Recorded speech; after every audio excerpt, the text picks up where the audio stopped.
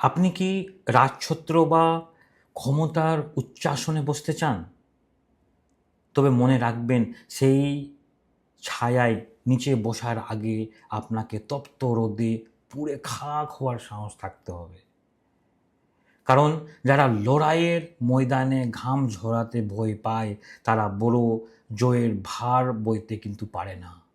নমস্কার, সালাম, আমি মোস্তাফিজুর রহমান, একজন পলিটিক্যাল স্ট্র্যাটেজিস্ট। আজ আমি একটা খুব জরুরি কথা বলবো, এবং এই ভিডিওগুলো, এই সিরিজ একমাত্র শুধু যারা রাজনীতি করতে চায় শুধুমাত্র তাদেরই জন্য।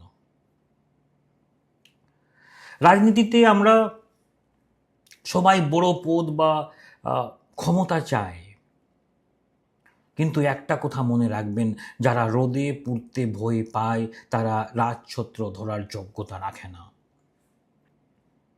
এর মানে খুব সহজ। আপনি যদি মানুষের জন্য কষ্ট করতে না পারেন, মানুষের বিপদে রোদে দাঁড়িয়ে বা ঘাম ঝরাতে না পারেন, তবে বড় কোনো পদ পাওয়ার আশা করা ভুল। কিন্তু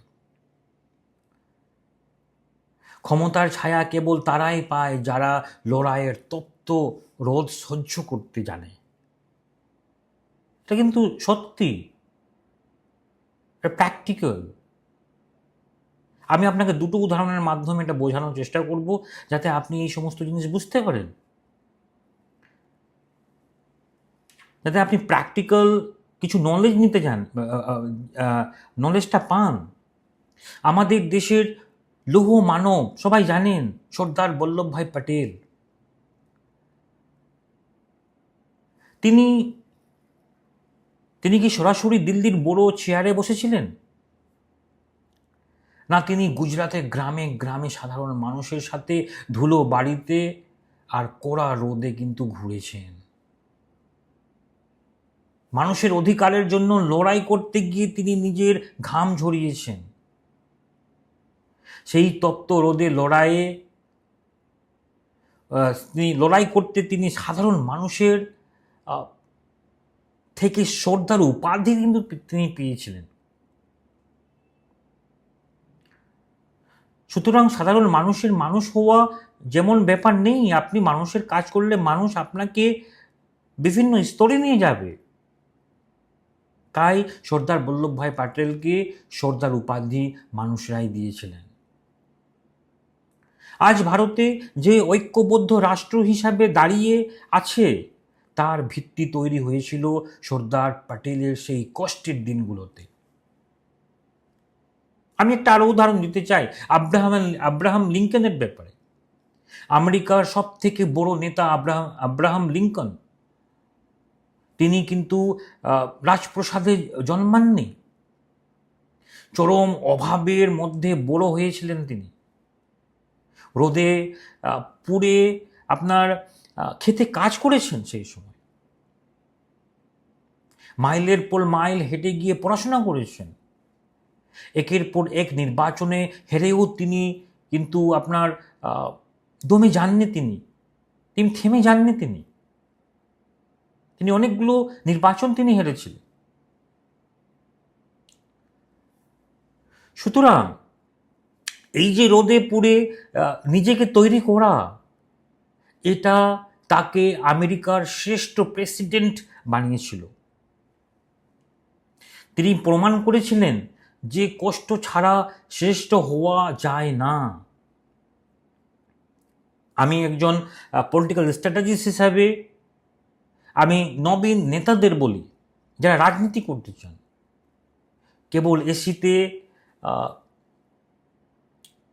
এসি রুমে বসে বা সোশ্যাল মিডিয়াতে পোস্ট দিয়ে বড় নেতা হওয়া যায় না। আপনাকে মানুষের কাছে যেতে হবে, তাদের অভাব অভিযোগ শুনতে হবে। আপনি যখন মানুষের জন্য রোদে পুড়ে লড়াই করবেন, তখন মানুষের মনে আপনি অমর হয়ে থাকবেন। মানুষের মনে আপনি জায়গা তৈরি করতে পারবেন। রাজনীতি এখন আর কেবল আবেগের বিষয় নয়, এটি এখন সঠিক পরিকল্পনা আর তথ্যের লড়াই। আপনি যদি মানুষের কষ্ট বুঝতে না পারেন, তবে জয় পাওয়া কিন্তু কঠিন। আমি যদি সংক্ষেপে বলি, ভাইরা আমার, মনে রাখবেন একটা কথা, সূর্যর মতো উজ্জ্বল হতে হলে আগে সূর্যের মতন পুড়তে শিখুন। আপনি যদি আপনার রাজনৈতিক লড়াইকে আরও শক্তিশালী করতে চান এবং সঠিক কৌশল বা উইনিং ব্লুপ্রিন্ট মানুষের মনে জায়গা করে নিতে চান, তবে আমাদের সাথে আপনারা যোগাযোগ করতে পারেন। সঠিক তথ্য ও সঠিক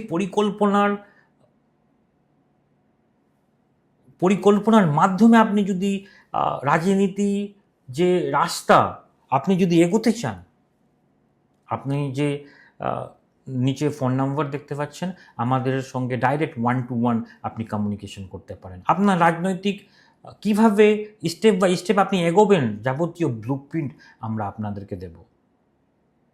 ফোন নাম্বার ফোন করে আপনারা অ্যাপয়েন্টমেন্ট ফিক্স করতে পারেন। সবাই ভালো থাকবেন, লড়াই জারি রাখুন। সবাই রাজনীতি করতে গেলে চরম লড়াই এবং জনসাধারণদের মধ্যে থাকুন। ওকে, আজকে এতটুকুই। নমস্কার।